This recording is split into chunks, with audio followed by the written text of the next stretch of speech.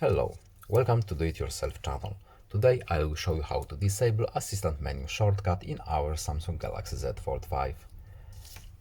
As you can see, our assistant menu button is right here, and our shortcut is set up as this little button on the bottom right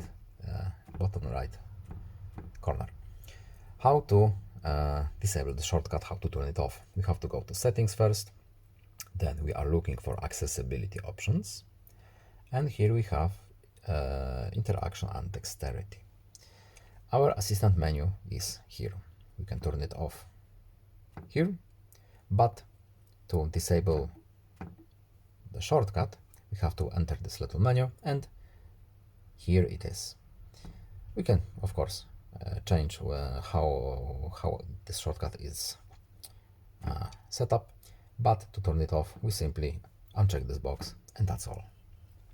I hope this video was helpful to you. Please leave a like and subscribe. Have a nice day and see you in the next video. Goodbye.